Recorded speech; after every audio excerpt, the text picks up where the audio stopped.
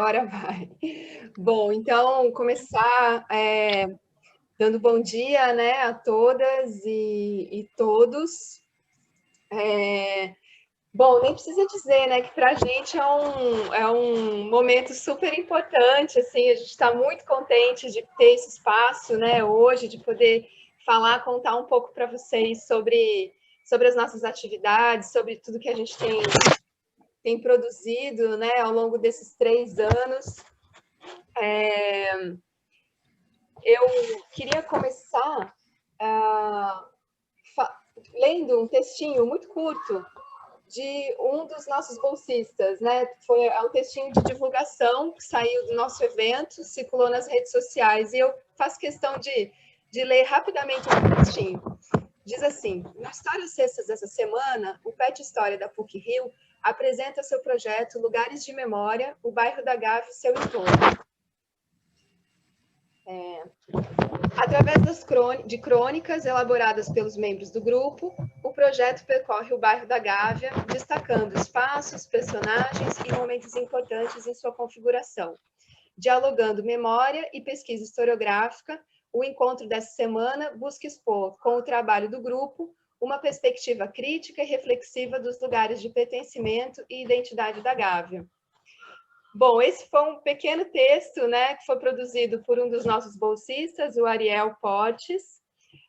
Eu vi ontem, né, e fiquei assim muito impressionada, né, com o modo como ele conseguiu ali resumir tão bem a proposta do projeto. E eu faço questão de destacar isso, não somente, né, para parabenizar a habilidade, né, da escrita do nosso aluno, que acabou ingressante do PET, né? Não tem nem 2 meses, né, Ariel? Mas eu acho que, sobretudo, destaca o envolvimento coletivo dos nossos bolsistas nesse projeto. E acho que essa é muito a marca, né? E é uma marca e ela traz muitos desafios também, que é isso que eu quero abordar também, né? A questão metodológica, de como construir um projeto coletivo em meio a uma dinâmica que tem uma rotatividade, né, dos bolsistas, né? E depois eu vou falar um pouco sobre isso. Mas eu achei que essa seria uma forma bacana de começar. Eu queria agradecer a Maísa, né, por ceder o espaço do Histórias Sextas para o PET, e também por todo o apoio oferecido ao longo da gestão.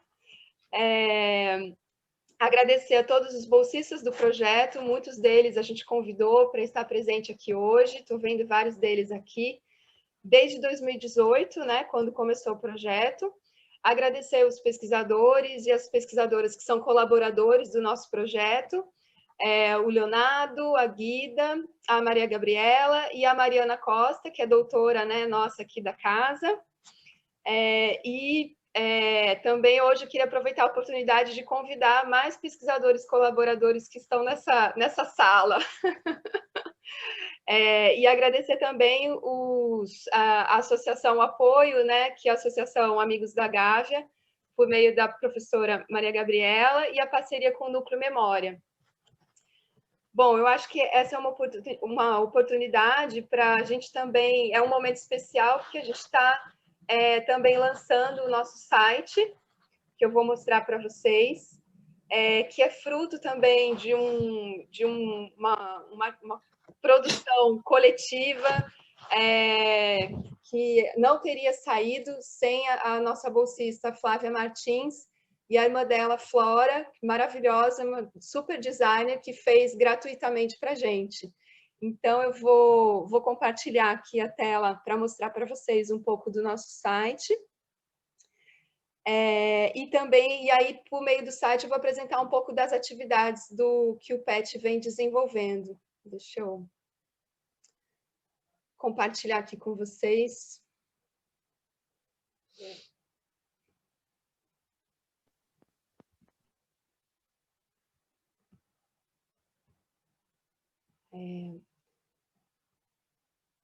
Vocês estão vendo? Estão vendo a tela?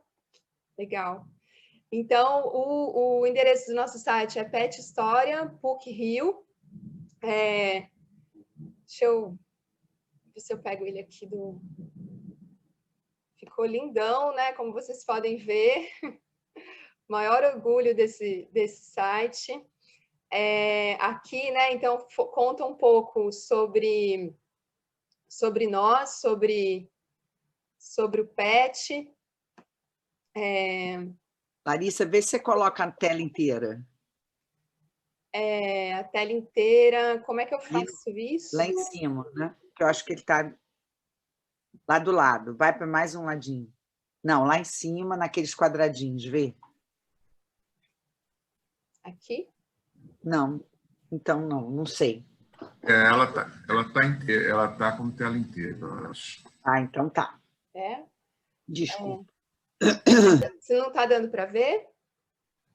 Não, tá dando, é porque não é uma apresentação em slides, né? É o próprio site dela, então ela vai mostrar as outras páginas também. Isso. Então, aqui é um pouco falando sobre o PET, sobre a nossa equipe, a gestão atual, e a gente está construindo, né, também, anexando todos os bolsistas, todas as gestões.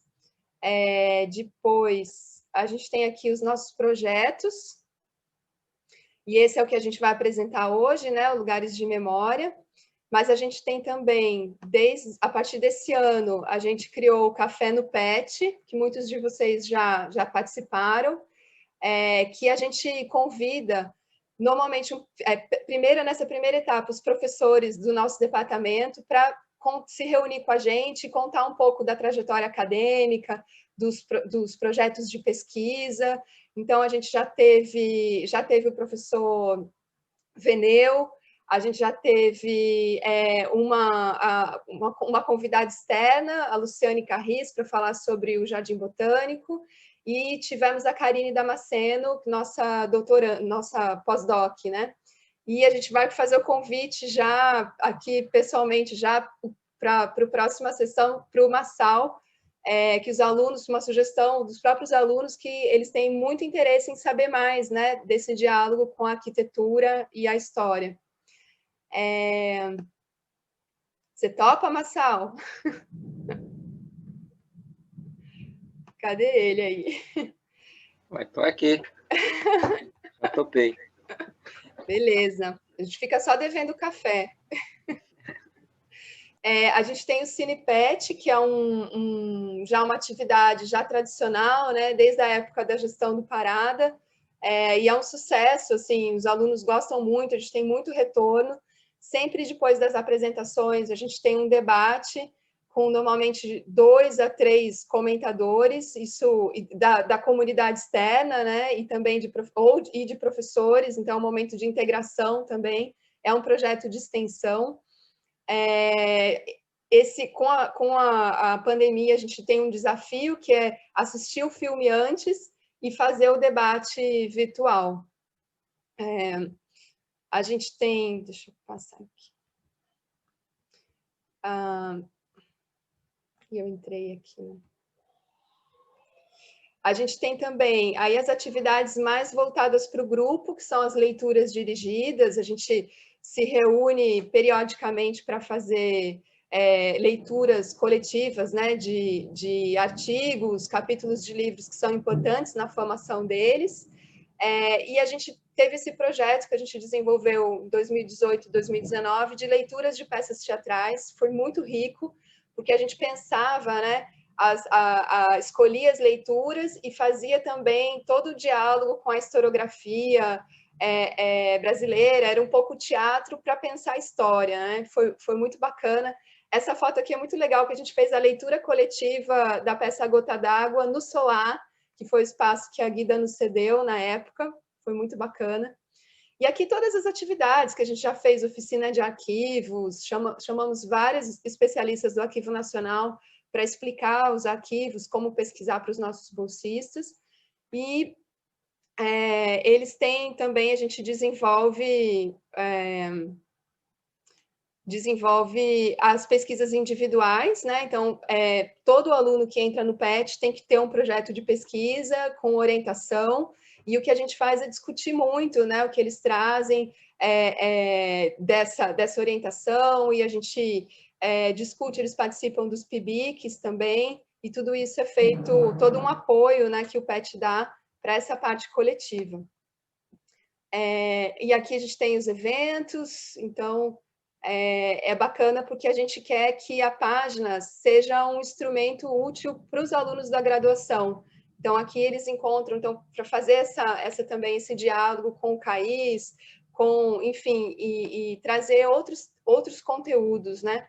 Aqui a gente já tem o próximo evento, que é o CinePet, um filme do Eduardo Coutinho, 2 semanas no Morro de Santa Marta, e cada CinePet é organizado por um bolsista, por uma dupla. Isso é super importante porque a gente acredita, né, também a gente estimula muito essa autonomia dos alunos para propor, organizar eventos.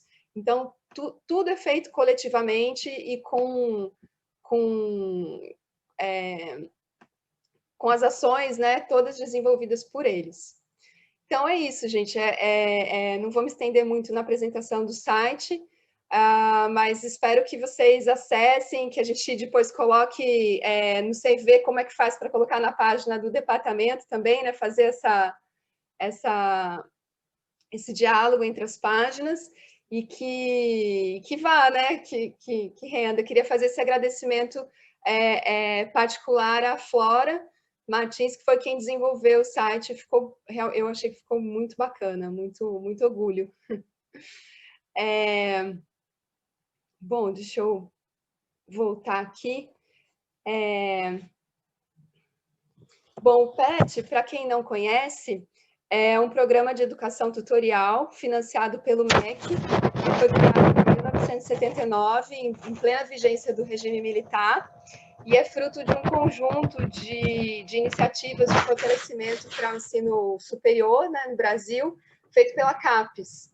Então, é interessante que é um projeto que surgiu na ditadura e que foi, ao longo da redemocratização, sendo ressignificado, né, tirando essa ideia de que a gente estava ali educando, formando alunos de elite, mas hoje são bolsistas, é um grupo muito mais diversificado e que busca, né, dar apoio, subsídio para a formação dos nossos bolsistas. Atualmente, são 843 grupos distribuídos em 121 instituições do ensino superior. Então, é um programa gigantesco, né? Cada grupo do PET possui 12 bolsistas e que recebem bolsas no valor de R$400 e podem receber, eles ficam até um período de 36 meses, né? Então, a ideia é acompanhá-los ao longo da maior parte da graduação deles, da trajetória deles. É um programa importantíssimo, né? Não precisa nem dizer, para a formação dos nossos alunos e alunas, e que hoje se encontra com sérios problemas de administração, né? Vira e mexe, a gente tem demandas, enfim, uma série de questões administrativas, de gestão, e por isso, né, frente a uma política nacional de desmonte da educação, mais do que nunca, eu acho que é preciso a gente divulgar os nossos resultados dos projetos de extensão e mobilizar a nossa universidade e a comunidade local para a importância desse projeto, né, para a importância dos PETs. A gente tem o PET Geografia, o PET Matemática, a PET História, PET Direito, né, são muito importantes. E aí eu vou falar um pouco, né, sobre esse projeto, Lugares de Memória, o bairro da Gávea e seu entorno. Eu queria falar um pouco sobre o processo metodológico de construção da pesquisa e depois passar a palavra para os nossos bolsistas. Cada um se preparou para falar brevemente, né, sobre os temas das crônicas pesquisadas, como eles realizaram, como é que foi o processo de pesquisa, e o que eles vão fazer, estão fazendo, vão fazer ainda no futuro próximo, né? Sobre o projeto, o enfoque geral da proposta é a ênfase na história local, mais especificamente na história do bairro da Gávea, e quando a gente fala Gávea, a gente está pensando em toda a sua extensão, da Rocinha ao antigo Parque Proletário, antiga região fabril, chamada Freguesia da Gávea, que se estendia até para além dos limites do Jardim Botânico, Lagoa, Leblon, em destaque aqui para a Cruzada de São Sebastião e a Praia do Pinto.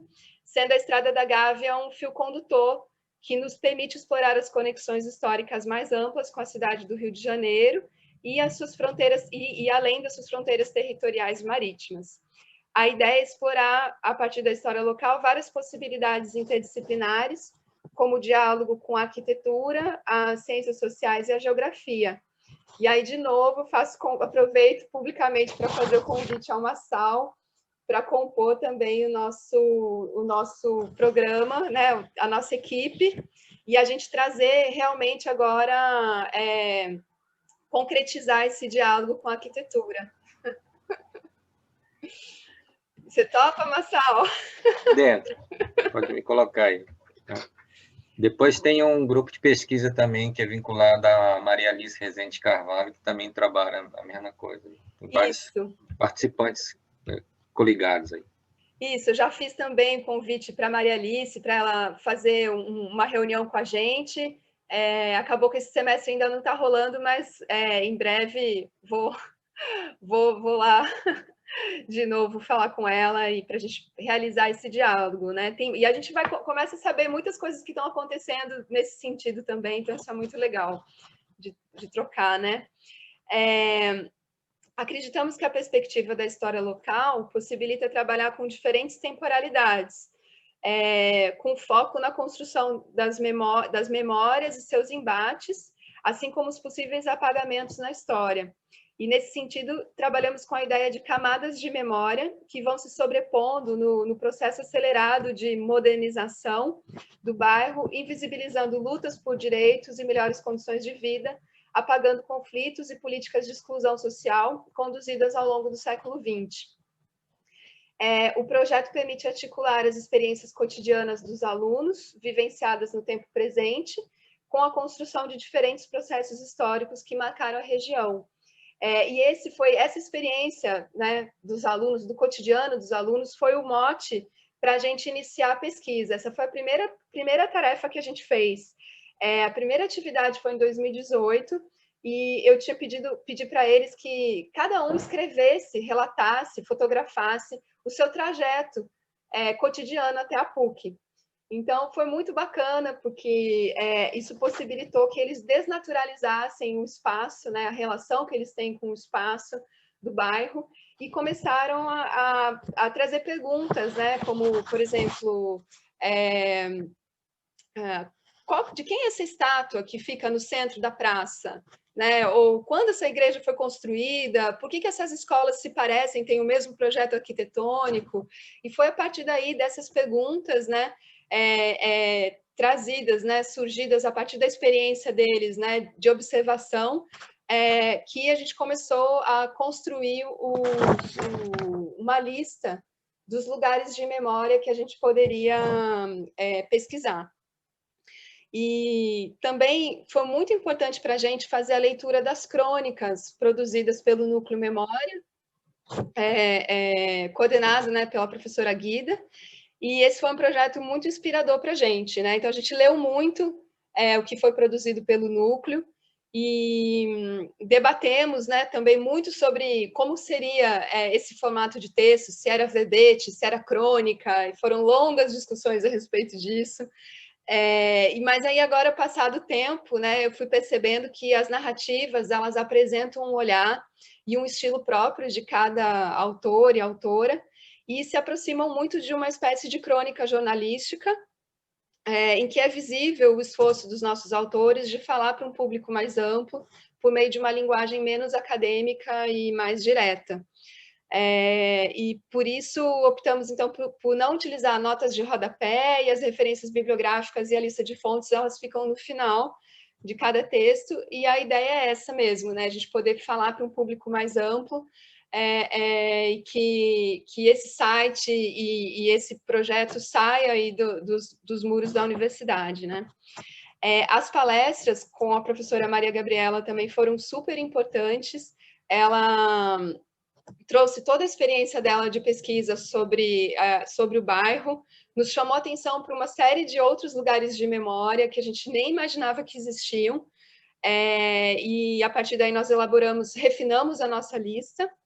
Fizemos também oficinas de análise de documentos com a Mariana Costa, que foi excelente também para os nossos alunos aprenderem melhor a pesquisar, aprenderem as nuances, né, da documentação, ao cruzamento de fontes, isso foi muito importante.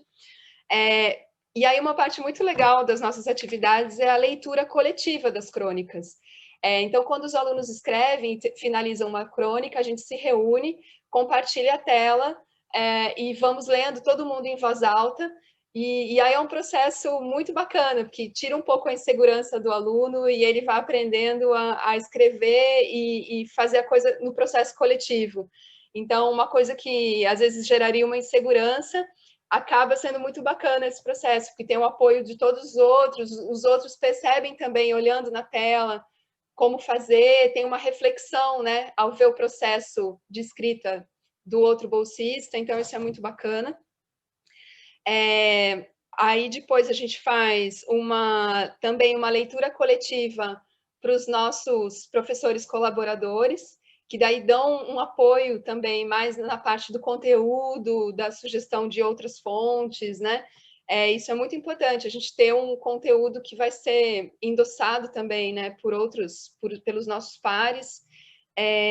A gente está fazendo agora a pesquisa iconográfica, e aí tem a parte de revisão de crônicas, checagem de conteúdo, edição, até ir para o site. Então, hoje a gente gostaria muito de ir no site já ter as crônicas, mas infelizmente a gente não conseguiu, não teve fôlego para chegar nesse momento. Então, a partir da semana que vem, a gente já vai começar a alimentar o site com alguns blocos, né, de material dessas crônicas, e aí vocês podem acessar enfim, compartilhar também. Uma das dificuldades é justamente a rotatividade dos bolsistas, porque a gente, a cada ano, muitos, assim, em média, 4 a 5 bolsistas se formam e a gente integra um novo grupo. E aí eles têm que dar conta, né, já do projeto, já em andamento, mas eu acho que a gente tem sido muito bem sucedida nessa substituição. A ver o Gabriel, que entrou aí há 2 meses e já escreveu lindamente aí sobre o projeto. O objetivo final, né, o resultado, como eu falei, é um projeto de extensão, é que esse material das crônicas, ela sirva de material de apoio para as escolas da região, que elas possam ser utilizadas pelos professores, enfim, por toda a comunidade escolar e também pela comunidade local. Por isso que essa parceria com a Associação de Moradores da Gávea é importante para a gente, porque também vai nos permitir fazer um trabalho de história oral, de memórias, enfim, ampliar um pouco essa noção dos lugares de memória, né? Enfim, que esse material seja utilizado plenamente por aqueles pesquisadores, né, por quem se interessa, pela comunidade que se interessa pela sua história. É isso, gente. Então, eu vou passar a palavra agora, então, para os nossos bolsistas. Eu tinha até aqui a ordem que a gente tinha combinado, acho que era começar com a Amanda, né, Amanda? Como é que... Sim, comigo. Vocês me escutam?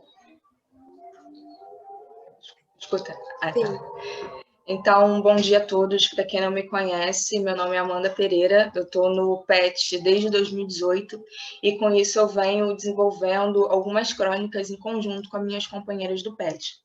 Uma das primeiras crônicas que eu quero falar para vocês e construir de forma breve é Zé Índio, uma escola silenciada.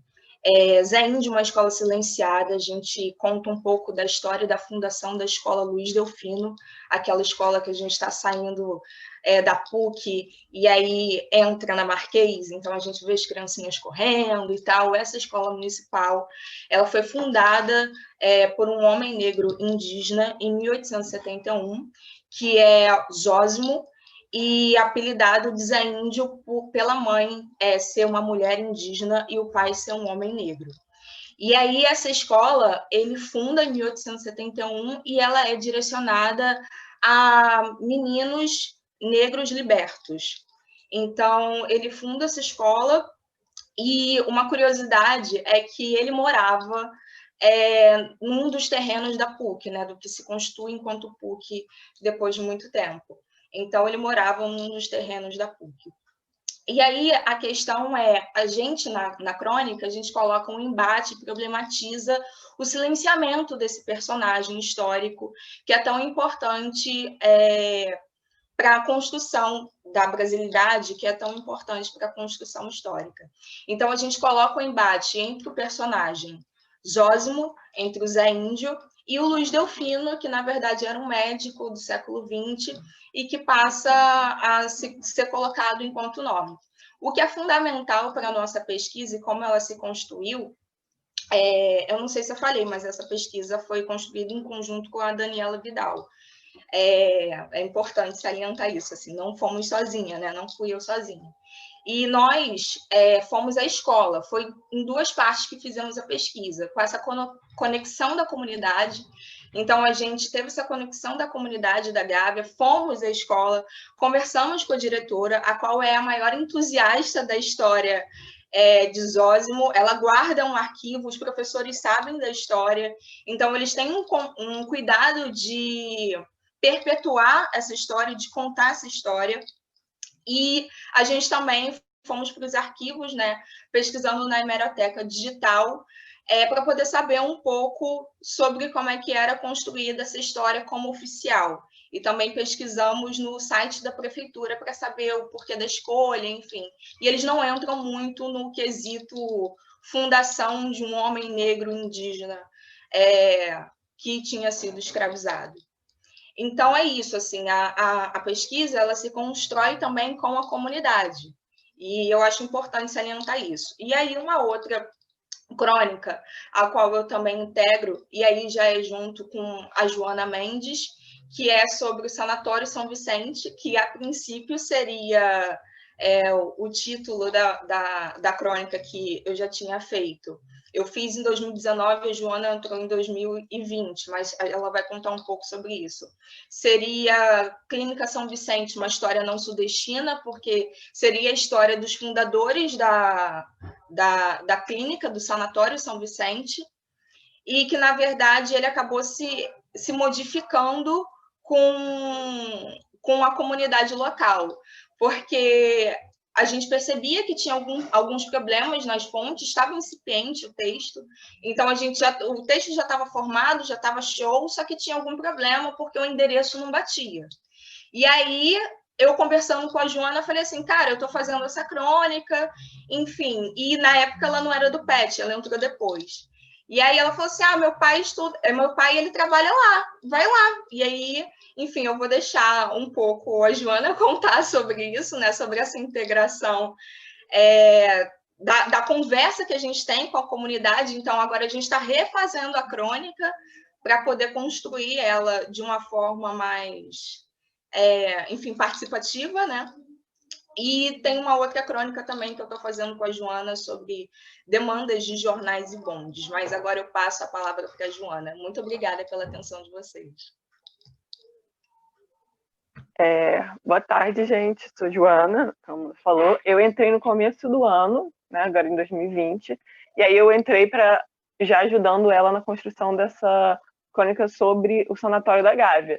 Só que, como ela falou, a gente está tendo algumas questões com fonte, porque muda de local, muda de endereço, e meu pai trabalha no lugar que já foi, em algum período já foi a Clínica da Gávea, porém a gente não tem a documentação. A gente até conversou com ele, a Amanda foi lá, e ele sabe algumas histórias informais sobre a clínica, né, sem certeza, assim, só ouvindo as histórias, e aí a gente estava nessa procura de tentar alguma coisa no arquivo de lá, do trabalho dele, mas lá eles não têm um arquivo organizado, né, ou algum documento de fundação, nada assim, é tudo meio bagunçado. Então a gente está nessa missão aí, e aí acabou vendo a pandemia, de ir cavucando os arquivos de lá para ver se a gente consegue ter uma versão mais completa sobre a história da Clínica da Gávea, né, para ter um texto mais redondo com todas as informações. Para além dessa crônica, quando eu entrei no PET, agora no começo do ano, tem uma lista que a Larissa já mencionou, de lugares de memória que a gente conhece, para a gente poder procurar e para construir as nossas crônicas. E aí eu achei 2 que me interessaram, que eram os bondes e a Companhia de Saneamento, que tem uma vila operária no bairro. E aí eu fui para a hemeroteca e comecei a pesquisar esses termos, bondes de saneamento, né? Companhia de saneamento. E aí eu acabei encontrando uma série de publicações sobre os moradores da Gávea fazendo cartas ou fazendo reclamações sobre as condições de vida do bairro no começo do século XX, né? Bem naquele período de industrialização do bairro, da construção das indústrias têxteis. Então, e aí eram várias matérias falando sobre, reclamando que os bondes não eram tão bons quanto os bondes da região central, reclamando da falta de saneamento, reclamando do delegado, enfim, fazendo várias reivindicações sobre a qualidade de vida do bairro, e sempre se colocando como o grupo a comunidade de operários da Gávea. Então, a gente começou a pensar nisso, numa nova crônica falando sobre os jornais e como os moradores da Gávea utilizavam o jornal para melhorar a qualidade de vida deles, para fazer reivindicações, e também uma forma da gente tentar conhecer um pouquinho sobre a memória deles da Gávea naquela época. Então, assim, para além dos lugares de memória que a gente já tem em mente, uma coisa que aconteceu comigo e tem acontecido com vários dos outros bolsistas é que na construção da nossa crônica a gente vai procurar uma fonte e aí a gente vê uma nova perspectiva e vai achando novas maneiras de explorar esse passado do bairro, né? Passado que às vezes não é só o lugar, né? Um lugar que a gente tem que a gente pensa a princípio, mas novas formas vão surgindo enquanto a gente tenta descobrir o que é uma crônica, né? Então a gente vai construindo como se faz uma crônica e tentando descobrir um pouco sobre esse passado do bairro. Então, essa tá sendo uma experiência até agora. Aí o meu próximo colega, que eu já não lembro quem é, vai continuar falando. Obrigada, gente. Obrigada, Joana. Isso que a Joana falou foi aparecendo, né, no processo coletivo também de trabalho, porque é isso, além dos lugares físicos, né, a gente começou a perceber que a própria pesquisa ela vai gerando novas possibilidades de crônicas, né? Que é isso, não necessariamente um lugar específico, mas questões características, né, da própria história do bairro. Então, isso... E aí não tem fim, né? Não acaba nunca.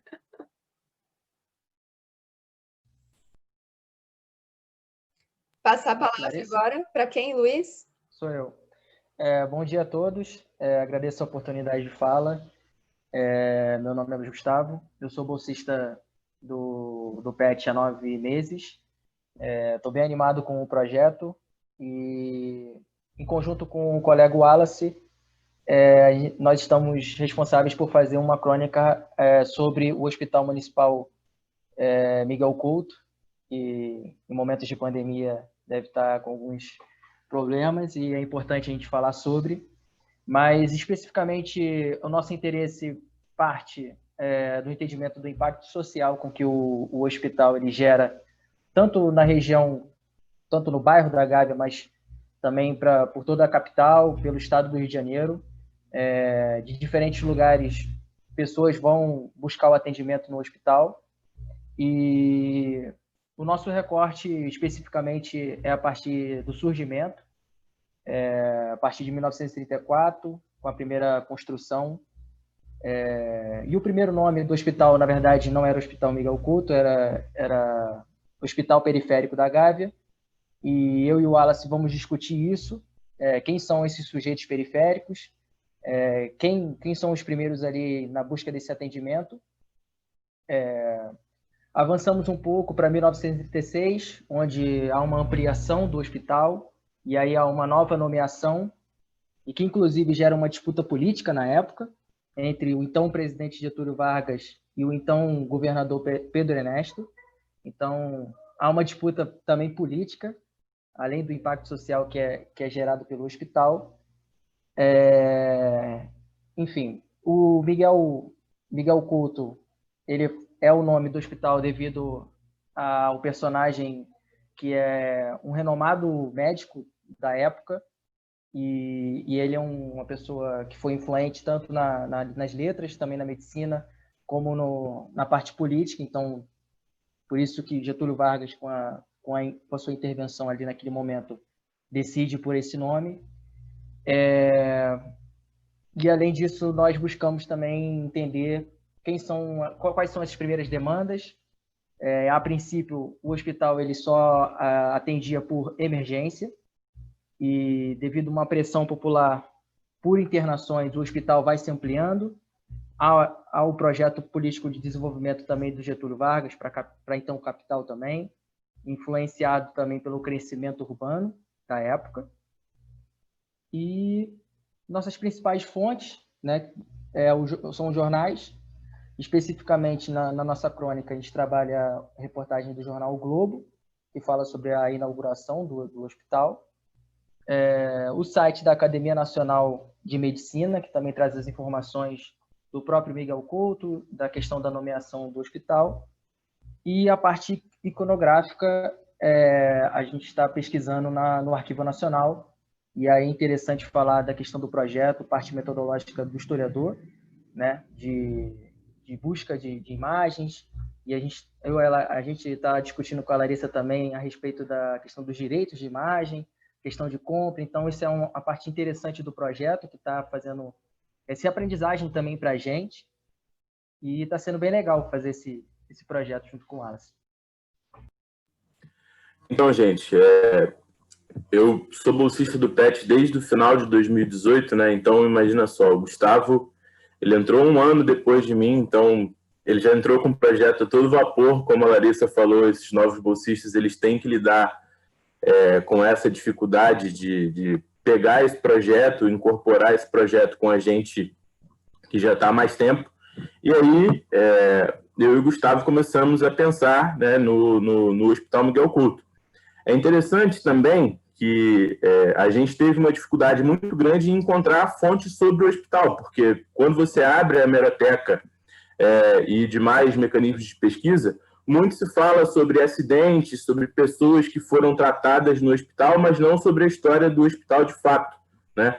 Então, a gente teve que lidar com essa dificuldade de procurar o contexto de formação do hospital e a colocação dele, e essas problematizações também do surgimento dele como hospital periférico da Gávea, né? Se questionar o que é esse periférico, por que o hospital no início foi chamado dessa forma, né?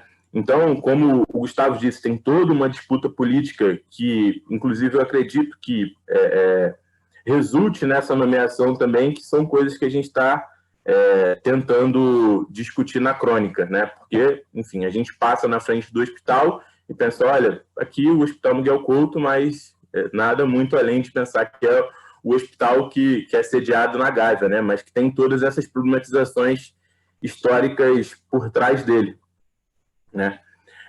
Por outro lado, também, eu venho desenvolvendo há mais tempo uma crônica sobre o Jockey da Gávea, né? Que é o hospital vizinho do Jockey. E aí, o Jockey também se enquadra nessa coisa de... A gente passa por ele o tempo inteiro, né? O Jockey Club é uma marca do bairro da Gávea. Todos nós passamos por ele todos os dias para chegar à PUC, né? Ele é uma referência também do Rio de Janeiro, como um cartão postal, que também passou por essa dificuldade de se acharem relatos históricos sobre a formação e a fundação do Jockey, né? Eu tive grandes problemas no começo para achar notícias sobre a fundação do Jockey e etc., porque muito se aparecem nos jornais sobre os eventos que acontecem no Jockey Club, né? E na crônica eu tento problematizar essa discussão, porque, para além das disputas hípicas que acontecem no Jockey, ele também é um espaço de sociabilidade muito grande da elite carioca, né? Ele é uma representação do Rio de Janeiro, à medida que, além das disputas hípicas e da visão do Jockey que as pessoas têm de um cartão postal do Rio de Janeiro, ele também tem várias discussões de sociabilidade com os grandes salões, com a arquitetura francesa. Então, ele larga essa dimensão de esporte e se estende para vários outros campos, né, artísticos, tem restaurantes no Jockey também, que são problematizações que eu tento trazer na crônica, que vai estar disponível no site também na semana que vem. Eu agradeço a atenção de vocês e é um prazer revê-los. Parada estava com a mão levantada. Quer comentar alguma coisa, Parada? Não, desculpa, eu estou me atrapalhado aqui com o meu mecanismo. Não foi nada, não. Obrigado. Ai, o Luiz, ele acabou não comentando, Luiz, que você vai fazer também uma crônica sobre o Flamengo, né? Sobre o clube. Exatamente, a gente passar até, acho que será até o próximo, o André Vilaça. A gente está pensando ainda, está em parte inicial, procura de fonte. Inclusive, já gostaria de pedir o auxílio do professor Leonardo, e que a gente está pensando em fazer sobre a sede social do Clube de Regatas do Flamengo, sim. Vou passar a palavra, então, para o André. Bom dia para todas e a todos. Meu nome é André, sou bolsista do PET desde 2018 e, dando continuidade à apresentação das crônicas, eu realizei 2 até o momento, uma que já está finalizada e outra ainda precisa ser revista e editada. A primeira é O Espetáculo Começa. O Shopping da Gávea abre seus palcos. E o meu interesse em pesquisar sobre o Shopping da Gávea vem muito do meu cotidiano, de frequentar nos intervalos da PUC o shopping, de ir ao cinema, de ir aos teatros. E aí eu fui buscar informações sobre o shopping. O meu primeiro passo foi ir para o shopping na secretaria, ver se eu podia ter acesso a alguma documentação. Expliquei o projeto do PET, e que eu sou aluno de graduação de História da PUC-Rio, pela PUC-Rio, e eles não me deram informação, não permitiram ter acesso.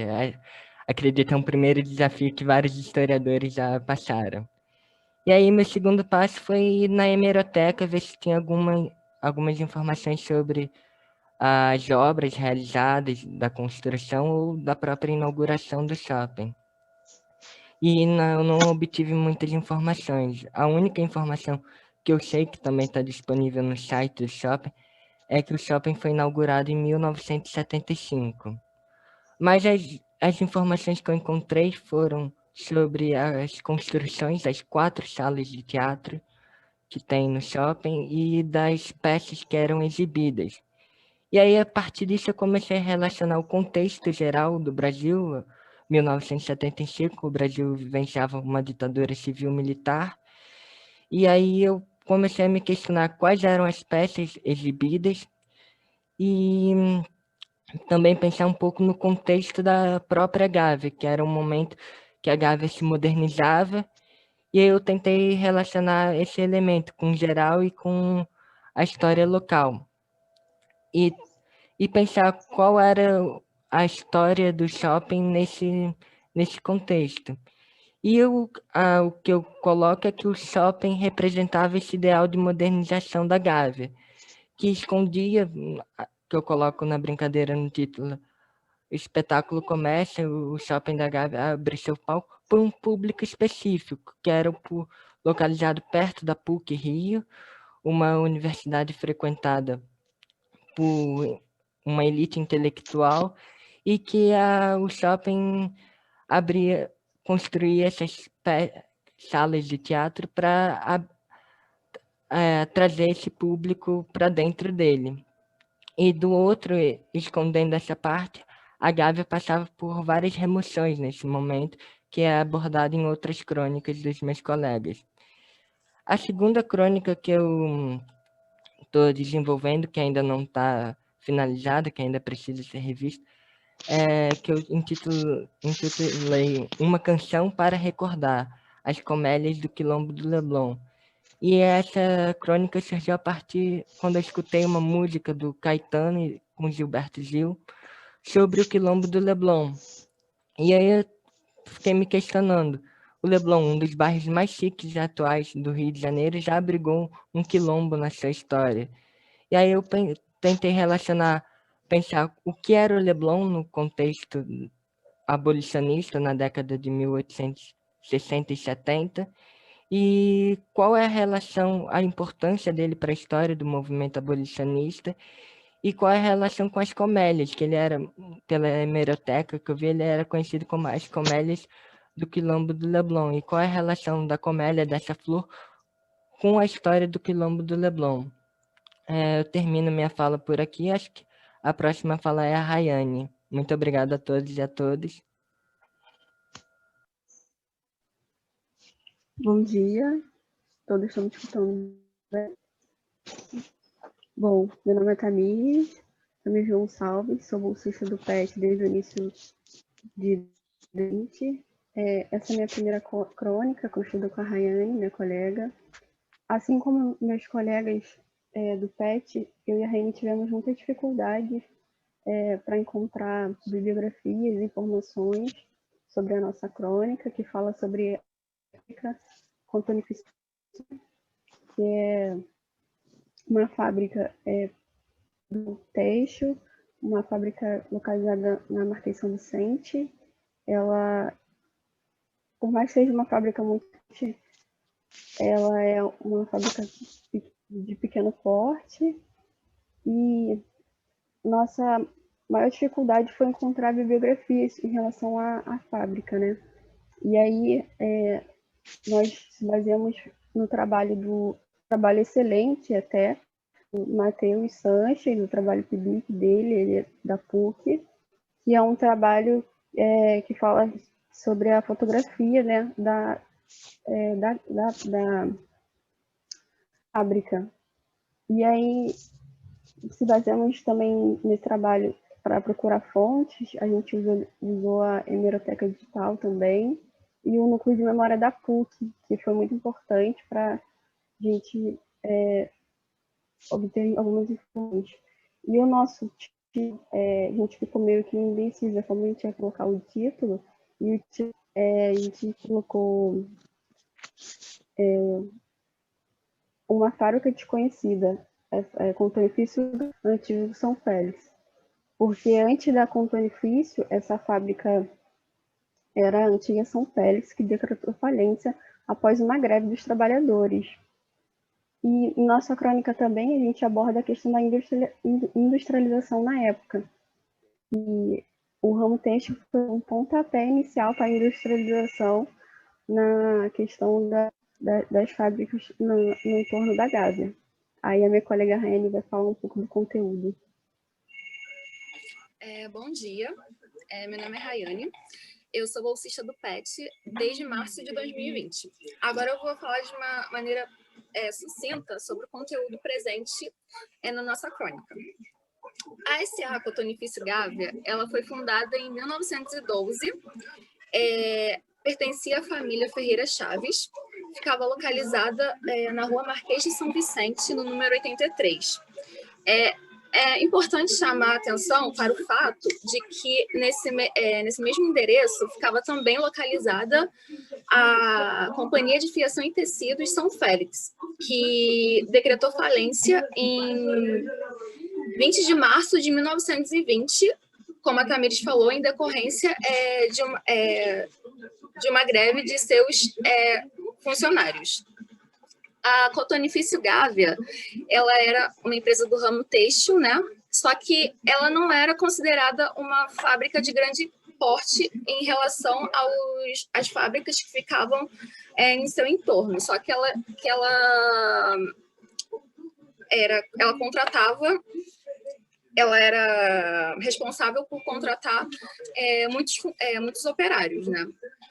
A SA foi vendida em 1956 para um grupo norte-americano e passou a se chamar Sudantex. Em 1980, ela saiu da Marquês de São Vicente em decorrência do processo de desindustrialização do bairro da Gávea. E no local onde a fábrica ficava localizada, foi construída a rua Professor Manuel Ferreira. Futuramente, eu e a minha colega Tamires, a gente pretende construir uma crônica sobre a Rocinha Gavelândia. Agora eu passo minha fala para Flávia, eu acho que é a próxima. Obrigada. Oi, gente. Obrigada, Rayane Tamires. Só lembrar, né, que esse tema da Gavelândia foi uma dica da Mariana, e que depois a gente vai pedir toda a consultoria aí para ela. Fala, Flávia, desculpa, eu te cortei. Não, eu que te cortei. Bom dia, gente. Se a minha internet estiver salpicando o áudio, vocês podem me falar, tá? Porque temos esses problemas. Mas, bem, essa crônica que eu desenvolvi, que se chama Entre o Rural e o Urbano, as escolas da Vila Operária e os processos de transformação do bairro da Gávea, ela foi feita, na verdade, com a Dani, que é ex-bolsista, que está presente aqui. Então, ela também esteve presente em todo esse processo da pesquisa, que começou, na verdade, com essa lista, né, que a Larissa trouxe para o PET, desses lugares de memória. E como eu e a Dani, nós estudamos gênero nas nossas pesquisas individuais, a gente resolveu pegar essa escola que se chama Júlio de Castilhos, que a Larissa tinha informação de que era uma escola, havia sido uma escola feminina. Então, a gente não tinha muitas informações sobre elas, e por isso que o processo também de pesquisa foi muito frutífero, porque a gente foi até o local, a gente conversou com a coordenadora e a diretora da escola, que se mostrou também uma grande entusiasta, assim, de fazer um levantamento documental. Ela até havia dito que uma professora de história tentou fazer isso, mas não conseguiu porque não achou arquivos. Então, eu e a Dani, a gente conseguiu lá nessa reunião uma dica de que essa escola, na verdade, ela tinha alguma relação com uma vila operária que existiu ali no início do século XX. E a gente, então, embarcou para a hemeroteca digital atrás dessa vila operária. Encontramos, que era a Vila Operária Orsina da Fonseca. E então a gente começou a trabalhar nossa crônica a partir daí, dessas matérias que a gente encontrava de fundação da vila, da cerimônia da pedra fundamental. A gente, na verdade, conseguiu estabelecer o que a gente já estava debatendo no PET, né? De como que, na verdade, essa escola, como todos esses outros lugares de memória, né? Eles, na verdade, são um pano de fundo para perceber essas transformações do bairro da Gávea, né? Que tem seus anos rurais, depois vai mudando conforme chegam as novas fábricas, então esse momento de industrialização, e finalmente é o processo de gentrificação do bairro, né, que o André, por exemplo, vai abordar na crônica dele do Shopping da Gávea. E é muito interessante porque no jornal a gente encontrou que essa vila existiam essas duas escolas, na verdade, a Júlio de Castilhos e a Manuel Cícero, que são duas escolas que ainda estão lá, né, no Baixo Gávea, e que é uma em frente à outra. Então, quando a gente chegou na escola para falar com a coordenadora, a gente havia percebido que existiam duas construções muito similares, então podia ser indicativo de algo, e realmente era, porque essas escolas faziam parte da Vila Operária, e que elas eram escolas profissionalizantes, femininas e masculinas, justamente para servirem de profissionalizar os filhos desses trabalhadores, né, desses operários que trabalhavam nas fábricas. E é também interessante que a gente vai percebendo que à medida que, por exemplo, o hipódromo da Gávea, né, chega, existe um certo apelo do governo para vender as casas da vila, para acabar com a vila. Então, isso também é muito interessante. E que o governo vai dizer, inclusive, que eles querem acabar com a vila porque os moradores, né, que eram majoritariamente pessoas negras ou imigrantes europeus, não cuidavam do espaço comum, que existiam muitas rachaduras, enfim, que eram pessoas sujas, que não tinham noções de higiene básica.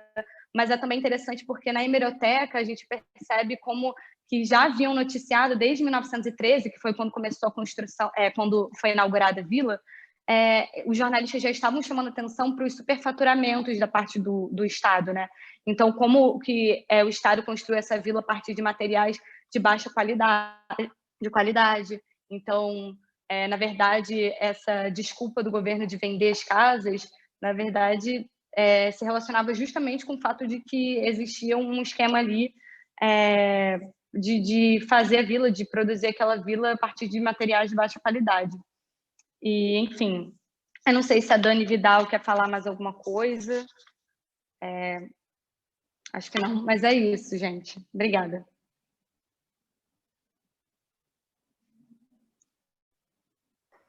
Dani, quer falar? Podemos seguir? Não, eu já me senti bem contemplada com o que a Flávia falou e foi isso mesmo que aconteceu, foi bem interessante. Esse processo mesmo que ela falou da venda das casas, de começar a realmente a propagar essa deteriorização das casas e fazer de material de baixo custo, isso saiu nos jornais, e aí elas foram vendidas a preços baixíssimos. E é isso mesmo. Dani, foi essa escola que vocês, que a diretora cedeu o arquivo da escola para a gente digitalizar?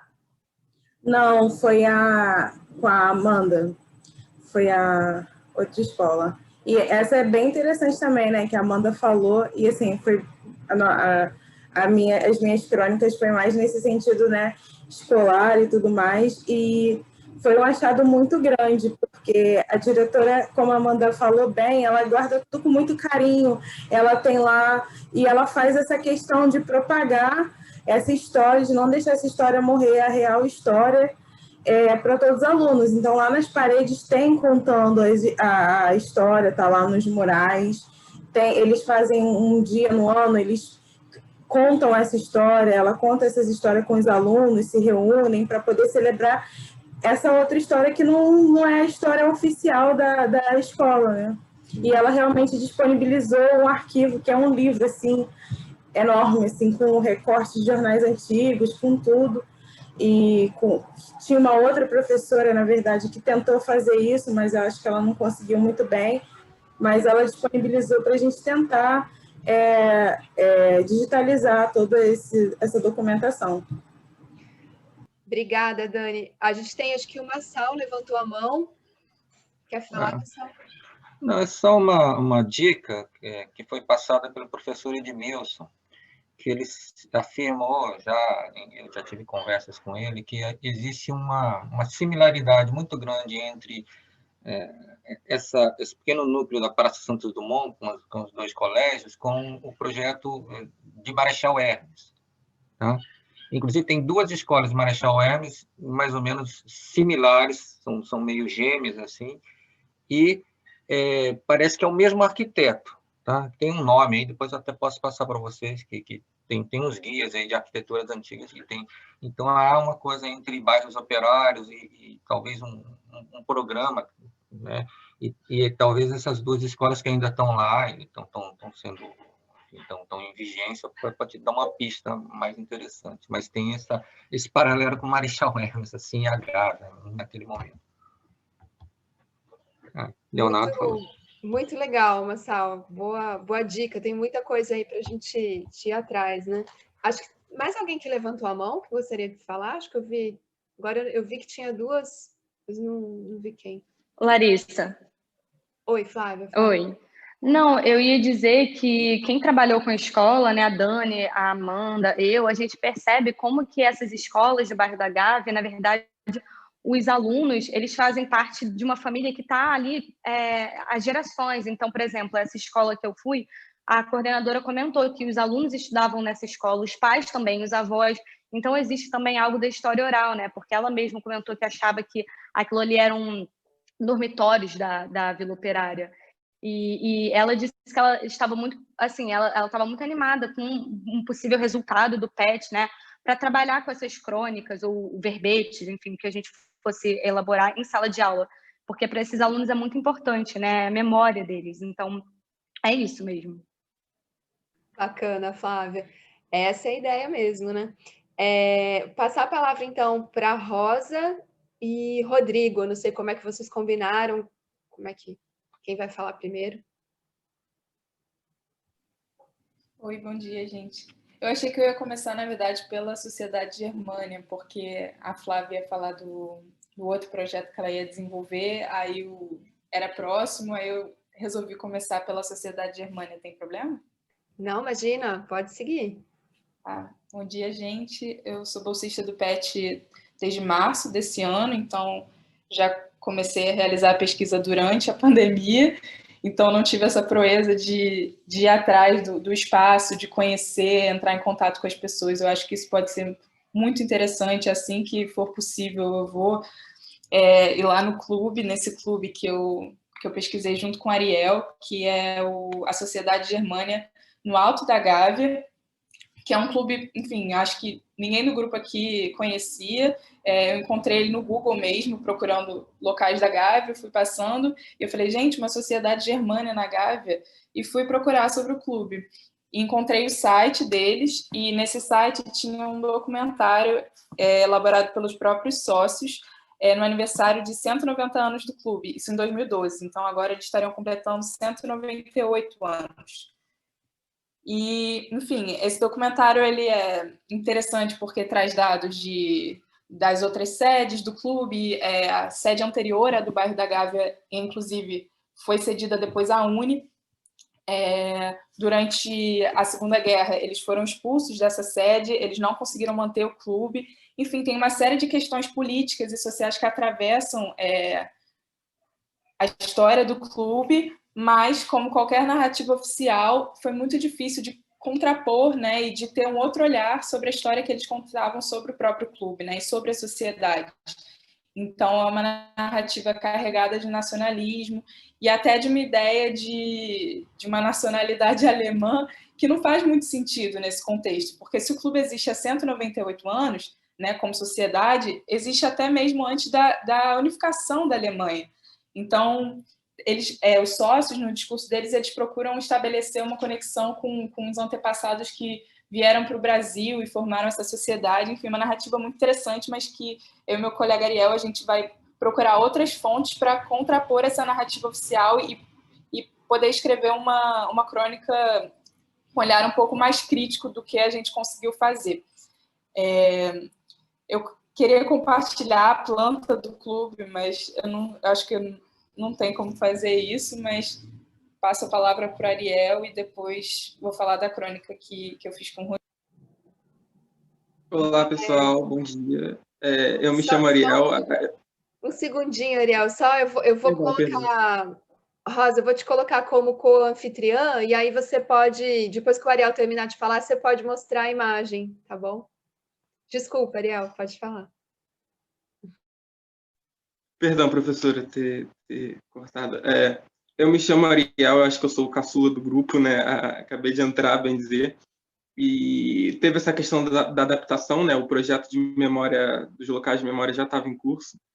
E rapidamente a Rosa conseguiu ali articular uma entrada para mim no projeto que ela estava desenvolvendo. E como ela bem apresentou, a nossa maior dificuldade foi conseguir se desvencilhar da memória que o clube constituiu sobre si, né? A gente usou muito o documentário que eles desenvolveram e algumas fontes da hemeroteca. Mas nesse processo a gente acaba caindo em armadilhas, né? Que é reproduzir aquela narrativa que o próprio objeto criou sobre ele. Mas uma das questões importantes que a gente está problematizando agora no desenvolvimento do verbete é essa ideia do Rio de Janeiro que se urbaniza durante o século XX e esse clube que sai dessa área urbana ali do Flamengo, que estava começando a crescer, de Botafogo, e vai para a Gávea, né? Uma área que era considerada meio que um paraíso idílico ali de calmaria, de tranquilidade, um lugar onde a urbanização ainda não estava em curso, né? E como essa sociedade, esse clube de socialização desses descendentes alemães no Brasil, escolhe a Gávea como um lugar para perpetuar essas suas tradições, né? Um lugar afastado da cidade, de uma forma geral, né? Um lugar muito calmo, muito idílico. E uma outra problematização é que, no mesmo momento em que esse clube escolhe a Gávea para ser sua sede, é o mesmo momento onde começa a fervilhar a ocupação da comunidade do Parque da Cidade. E eles estão muito próximos, né? Eles são separados literalmente pelaquela área verde ali do parque. Então, de um lado, a gente tem a favela do Parque da Cidade e do outro a gente tem o Clube Sociedade Germânia, né? São duas visões totalmente distintas e dois projetos distintos, né, de Gávea. Então, por esse caminho que a gente está tentando levar agora o verbete.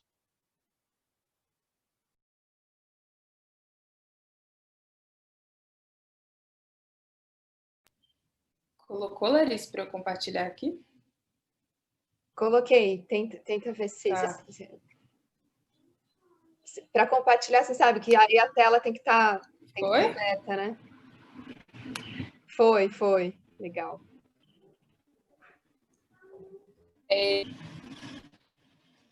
aqui. Eu não sei o que está acontecendo no meu computador, mas espero que dê para ver. Tá dando para ver, sim. Tá dando para ver? Tá.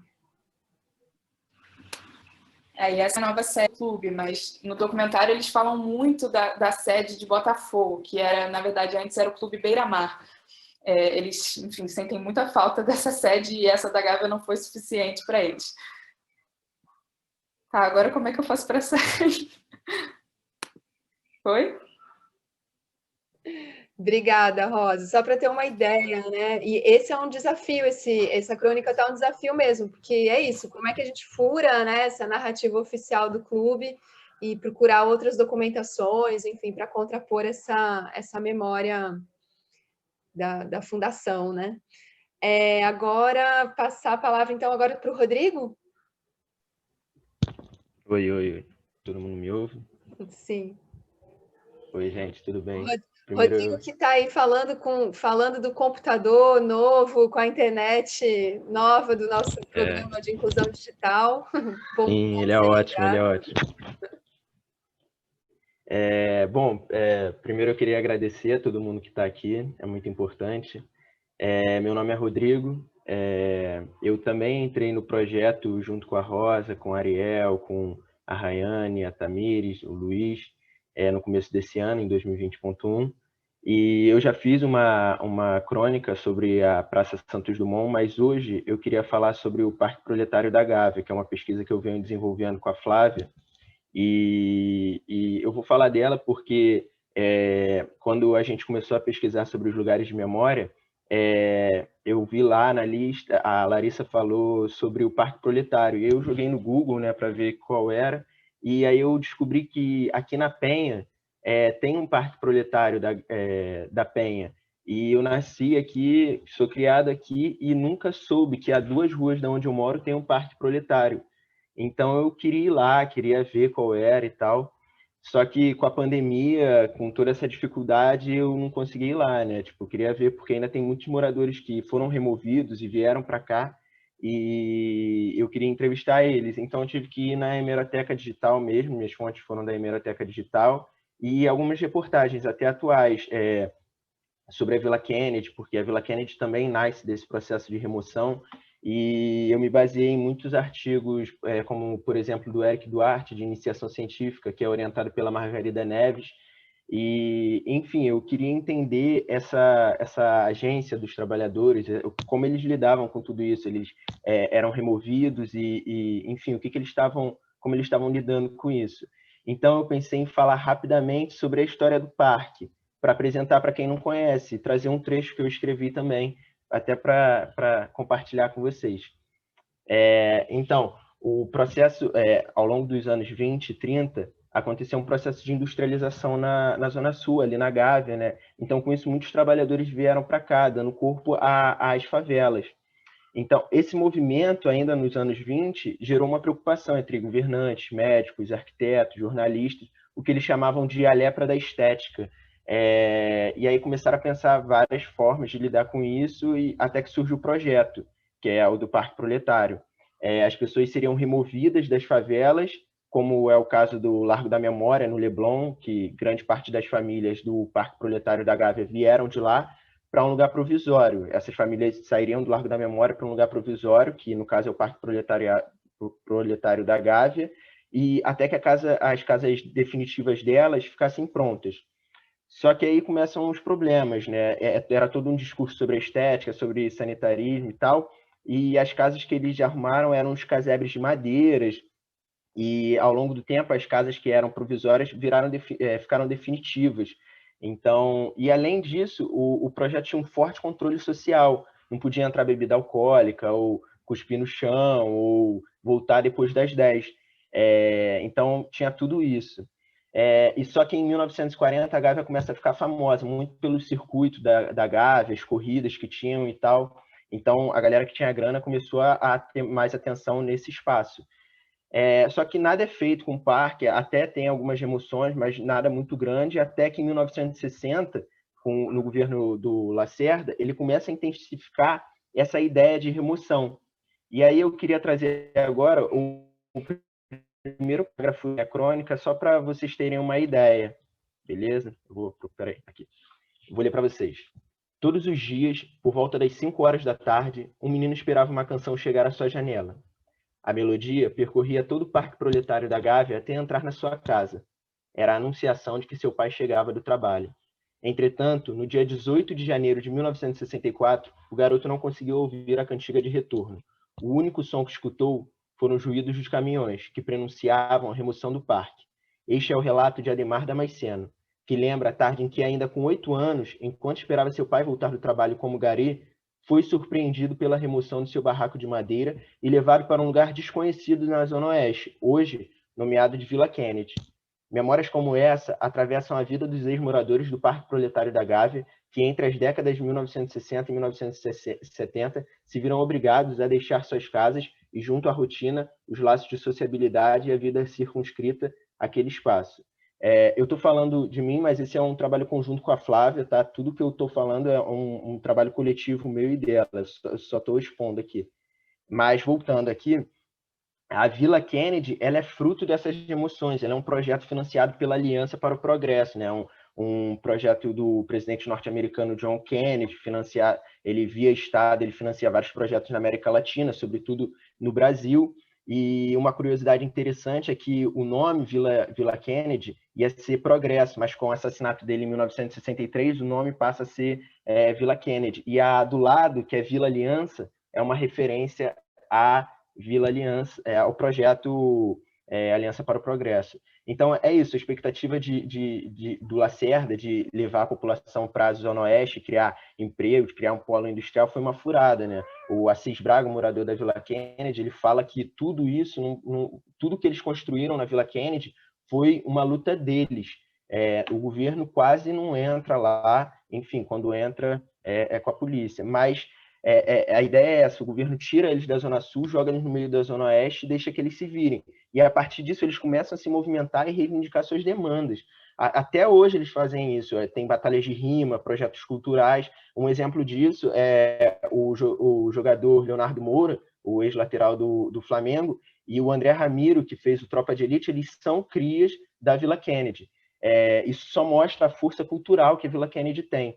E, para terminar minha fala, a grande contradição é que o que ficou no lugar das remoções do Parque Proletariado da Gávea foi uma estação de metrô que está em obra desde antes de eu entrar na PUC. É isso, gente. Falei demais, desculpa. Obrigado. Falou muito bem, Rodrigo. Também ingressou recentemente no PET e abraçou o projeto muito, muito bem. Bom, a gente está 12h20. Eu acho que assim, eu queria só saber se a gente tem outros ex-bolsistas aqui também presentes que a gente convidou, e eu não sei se algum deles, se eles querem falar um pouquinho sobre o Pedro, por exemplo, né, que fez sobre o Mosteiro das Clarices, fez também sobre a Floresta da Tijuca, o Gabriel e o João, que fizeram sobre uma peça de teatro chamada Flor da Gávea, a Helene, que fez sobre o circuito, o Luiz sobre o planetário. Gabriela tem algumas sugestões? Quer falar, Gabriela? Estou um pouco preocupada com o tempo também, não sei como é que a gente finaliza. Deixa eu colocar o som aqui, som em minha cara, né? Deixa eu falar. Não, só algumas perguntas. Uma, da Clínica São Vicente, se contactaram a família Londres, do Genival Londres, que é um dos fundadores, porque eles devem ter muita coisa para contar. Se não, eu tenho acesso, é fácil. Em relação ao Shopping da Gávea, há um tempo, não muito tempo, teve aquela peça Dancing Days, que conta muito a história dessa peça que tem umas dicas legais ali do Shopping da Gávea. Porque essa peça ela serviu meio para ocupar o shopping antes do shopping inaugurar, badalar o shopping e tudo mais. O próprio Nelson Mota, né, que é o personagem principal da peça, pode dar alguma dica, ou mesmo nos jornais saiu muita matéria, tem acho que 2 anos essa peça, alguma coisa por ali, valeria a pena. Me ocorrem várias outras coisas, essa das escolas, né, a ligação com a arquitetura, né, do jockey também, tem a questão do concreto armado, mas eu acho também que trabalhar com a memória dos moradores, né, isso que vocês falaram, né, de recuperar a memória, às vezes você vai pesquisar, o legal de pesquisa é esse, você começa a garimpar um negócio, vem outro que você não estava nem pensando, e aí é o grande barato, né, dessas pesquisas, é isso. E eu acho que eu faço parte da Associação de Moradores da Gávea, mais conhecido como Ama Gávea. Ama Gávea tem uma página aberta. Através dessa página, a gente pode compartilhar numa outra página fechada, que é particular dos moradores da Gávea, mas a gente pode compartilhar também. E, se vocês quiserem, abrir um canal para moradores que tenham fotos antigas, que tenham história, que tenham memória, né? Como, por exemplo, também um lugar que eu acho bem interessante é lá na Casa Santa Inês, lá em cima, né? Eu até fotografei para vocês um desenho que as próprias crianças fizeram da história, que começou ali como negócio para moças, né, de acolher, depois que virou outras histórias. E as próprias Clarissas, quando eu estava pesquisando para fazer esse guia de bairro da Gávea, eu lembro que eu fui lá, falei através do claustro com elas, e elas tinham fotos incríveis da Gávea antiga. Também fica uma dica por ali. Enfim, estou, né, à disposição para colaborar no que for possível e fazer essa interface com a Associação de Moradores. Tá? Eu acho que pode ser uma boa. Gabriela é chave aí para o nosso projeto. Super obrigada. Só agradecer por todas as dicas. Acho super legal. Estou à disposição. Bacana. Vou passar a palavra para o Luiz, para ele falar um pouquinho da pesquisa dele, e depois a gente, se mais alguém quiser falar, não sei se Helene ou Gabriel, lembrando que também a Daiane também fez com a gente uma crônica sobre as remoções, sobre as várias remoções que também vão entrar também. Acho que ela, não sei se ela está aqui, se ela quiser falar também. Passar a palavra para o Luiz, então, e depois a gente abre uns 10 minutinhos para o debate, tá bom? Oi, gente, bom dia. Estão me ouvindo? Beleza. Agradecer pelo convite da Larissa, pessoal, é um prazer estar aqui, um prazer revê-los, professores, colegas, e dizer que eu estou muito orgulhoso desse grupo, cara, assim, pelo trabalho que vocês estão fazendo, por tudo que vocês produzem, pelos eventos. E também, assim, eu me orgulho muito de ter feito parte do PET. Só estou com um probleminha aqui com a câmera, só um minutinho. Vou posicionar ela aqui direitinho. Ela ficou direito o tempo inteiro, agora saiu do lugar. Incrível. Só um minutinho, gente.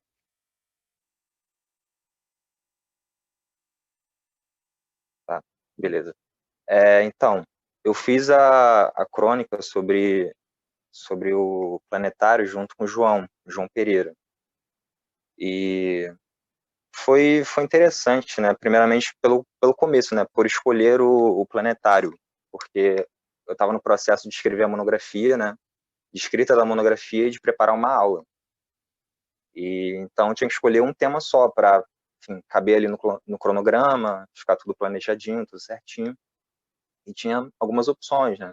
Tinha o Shopping da Gávea, tinha o Mosteiro, o próprio Planetário, o Clube do Flamengo, que eu tinha muito interesse, né? Eu sou flamenguista doente, então já me interessei logo de cara, mas eu achei a história do Planetário muito interessante, aí eu fui no Planetário. E começar pelo processo de pesquisa, assim, e onde procurar bibliografia e fonte, né? E logo de cara já fui no IMS, né? No Moreira Salles, no próprio Planetário, mas eu não tive uma resposta muito positiva, né? O IMS não falou, nós não temos fontes ou bibliografia que possa te ajudar, o Planetário nem me respondeu, mas o núcleo de memória eu encontrei alguma coisa, né? Eu já esperava. Tem um acervo fotográfico muito rico e tem a pesquisa do Eric, o Eric Duarte, né? E acho que essa pesquisa ela conversa muito com a do Rodrigo, que é sobre o Parque Floretário, né? Porque o Planetário ele é construído em cima desse Parque Floretário da Gávea. E então tem muita coisa em comum. E acho que ali no núcleo mesmo foi onde eu encontrei mais coisas. Na biblioteca também eu achei um livro chamado Memórias do Planetário do Rio, e ele contém uma breve história do bairro da Gávea, né, e o entorno dele, a época da fazenda, o bairro operário, o circuito automobilístico, e, enfim, todo o entorno ali, e a construção do planetário, óbvio, né. Já o João, ele correu para a hemeroteca para procurar os relatos da imprensa, também foi procurar as memórias do Bezerra da Silva, né, que, enfim, um sambista que ex-morador e foi removido, né, do parque. E esses relatos eles são muito elogiosos, assim, a construção do planetário não menciona aqui e ali as emoções e tal, mas geralmente são positivas, né? São relatos positivos. E já sobre o processo da escrita, primeiramente, né, fazer um texto que fosse fluido, palatável, né? Pensando que é um verbete, uma crônica, uma coisa mais acessível, e destacar algumas coisas, né? Destacar a relevância do planetário para o circuito cultural carioca, porque não era só a questão da astronomia e tal, que enfim, é muito interessante, é muito legal, mas também a questão cultural mesmo, né? Tinha shows, rodas de choro, enfim, era um sucesso de público, né, na época. Destacar isso, né? Destacar a sua construção, né? Esse processo. E nesse processo, o que envolveu ali? A remoção do Parque Floretário, né? E a brutalidade que foi isso. Fazendo um parêntese aqui, né? No momento, eu estou pretendendo pesquisar sobre a Nova Holanda, que é uma comunidade vizinha que eu moro, e ela é filha desse processo de remoção, né? O Rodrigo ele falou desses lugares provisórios para onde as pessoas iam depois que eram removidas. A Nova Holanda é justamente esse lugar provisório. Ela nasce de um lugar provisório, né? De casas de madeira, mal feitas, que acabam se tornando definitivas. E as pessoas futuramente teriam que lutar, elas próprias, né, por melhores condições de vida. E a Nova Holanda justamente é fruto disso. E as pessoas que são removidas, né, da Zona Sul, principalmente, elas destacam a brutalidade desse processo, né? De como foram tratadas como animais, de como não levaram em consideração questões como trabalho, deslocamento. Tem um relato muito forte, né, de uma pessoa que ela foi removida para Nova Holanda em 62. Agora eu não lembro se ela era da Praia do Pinto. Não lembro agora, mas ela dizia que enfim, trabalhava como caminhoneiro e chegou em casa. Quando chegou em casa, a casa não estava mais lá. Não tava, a família não tinha nada. E essa pessoa tinha sido removida, né? Quando ela chegou, avisaram ela, você agora você vai para Nova Holanda, você não está mais aqui. Então, realmente é impressionante, né? Parando para pensar como trataram as pessoas, né? Desumanizaram essas pessoas. Bom, voltando. Falar da remoção, né? E da disputa que estava ali em torno do terreno, porque a PUC ela queria ampliar, né? Fazer o seu estacionamento, fazer prédios, e o Estado estava querendo construir o planetário e também fazer a autoestrada Lagoa Barra, que existe, está lá. Então, aquele terreno ali foi palco de disputas, né, entre o Estado e a própria PUC. E também, né, os moradores, que estavam tentando ali fazer alguma coisa para evitar essas remoções, mas que, no fim das contas, não conseguiram. E que isso tudo faz parte de um processo de gentrificação do bairro, né, como o pessoal falou, como já ressaltaram antes. E também colocar, né, no finalzinho ali do texto, né, e como está o planetário no presente, né, atualmente, ou há poucos anos atrás. Né. Como houve esse risco de fechamento, né, e como a especulação imobiliária, né, tentou ali comprar o terreno, se apossar e tudo mais, e como, ironicamente, o planetário hoje ele é vítima daquilo que ele fez parte, né, daquilo que ele é produto. E, enfim, como ironicamente isso está acontecendo.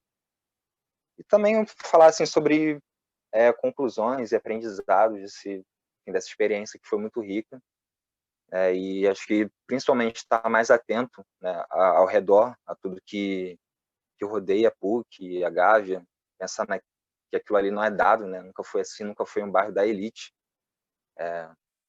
Nós como historiadores a gente tem isso, né, de nunca pensar naquele lugar como ele é atualmente, mas acho que essa questão de ser antigamente um bairro operário, um bairro, enfim, de trabalhadores, e hoje não ser mais, né, ser majoritariamente da elite, né? Acho que pensar nisso realmente é fruto desse processo de pesquisa mesmo. E também reparar em como as pessoas, né, como os bolsistas, os meus colegas, eles criam um estilo de escrita, de pesquisa, de apresentação. Acho que isso ficou muito claro para mim. Na pesquisa da Helene, por exemplo, eu enxergava ali a pesquisa dela sobre a Bela Morte, né? na forma como ela escrevia, na maneira como ela narra, nos conectivos, nos adjetivos. E é muito interessante, porque isso mostra como a gente vai amadurecendo, como a gente vai criando um estilo mesmo de pesquisa. E é a nossa autoria, né? E o PET ele é essencial para isso. E 70% do que eu sou como pesquisador, historiador hoje é muito por conta do PET e só tenho a agradecer. Bom, no mais é isso. Muito obrigado pelo espaço. Obrigada, Luiz. Eu tô só um pouquinho preocupada com o tempo, porque eu também confesso que eu dou aula daqui a pouco. Está me dando Mas para a gente... Mas eu queria, enfim, a gente tem a Daiane, se a Daiane puder falar, então, um pouquinho sobre a pesquisa. Bem-vinda de volta, né, também. E aí, não sei... E aí, acho que depois disso a gente poder abrir para rápidos comentários, acho que nem é debate, né, mas mais um poucos comentários, e aí a gente encerra, não sei, 12:45, pode ser? Será que a gente consegue? Passar para a Daiane, então.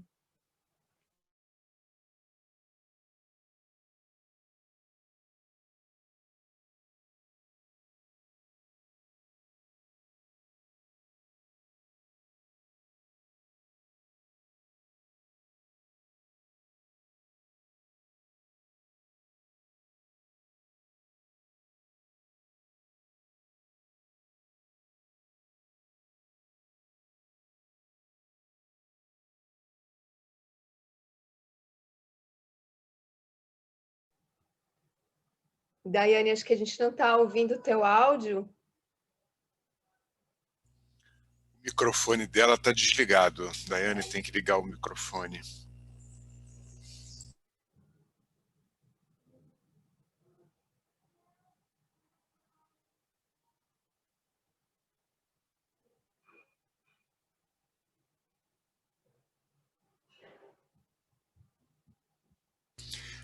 Na tela embaixo, em geral, tem um microfoninho vermelhinho com um tracinho assim, tem que clicar nele para habilitar o microfone para você. Aí, foi.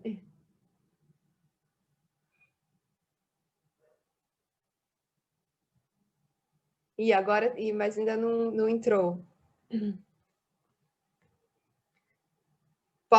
Oi.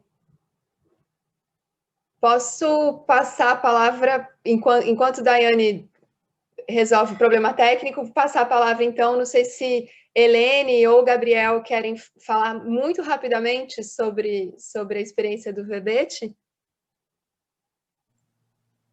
Eu posso falar.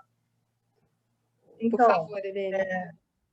Eu fiz sobre o circuito da Gávea, vou ser bem breve mesmo, para não atrapalhar o horário de todo mundo. Eu fiz sobre o circuito da Gávea, e para quem não sabe, ali, né, na Marquês São Vicente, era a linha de largada de uma corrida denominada Corrida das Baratinhas, né, pelo estilo dos carros, e ocorreu de 1933 até 1954. Foram uma corrida por ano, e, claro, tinham eliminatórias, né, mas a cada edição era extremamente esperado, expectativo, os jornais falavam sobre isso meses antes, e pessoas vinham do exterior para participar da corrida, e cada resultado da corrida acabava influenciando o cotidiano dos cariocas. E, assim, né, são várias histórias, e eu fiquei até meio perdida, porque eu fui com uma expectativa inicial de entender por que ele acabou, só que as fontes me levaram para outro lado. Né? Fui apresentada a esses corredores que enfrentavam os perigos, alguns morreram na pista, etc., porque o percurso era tão perigoso, fazendo contorno no Morro dos Irmãos, que era conhecido como Trampolim do Diabo. Então, eu fui levada para outra perspectiva, eu comecei a crônica apresentando 4 personagens, o Ireneu Correia, a Helenice, que era uma corredora francesa, em 1936, e o Carlo Pintacuda e o Chico Landi, que é o herói nacional da Fórmula 1. Só que eu não sabia como escrever bem essa crônica, nunca tinha feito uma crônica na vida, não sabia como iniciá-la. Foi quando o local me ajudou, né? Porque eu estava descendo a Marquês São Vicente e pensando naquilo, e pensando, nossa, eu não consigo imaginar como é que deve ter sido tanta gente aglomerada na linha de largada, praticamente os espectadores em cima dos carros, e foi exatamente assim que eu comecei a escrever a crônica, dizendo que era difícil imaginar que um dia naquela rua tão pacata foi uma linha de largada tão movimentada. Enfim, é isso. Obrigada, Helene. Acho que foi muito bacana, né? Você conseguiu trazer um olhar diferente, né? Também para essa narrativa. Daiane, será que dá agora? Será que vamos tentar de novo? Vocês conseguem me ouvir agora? Sim.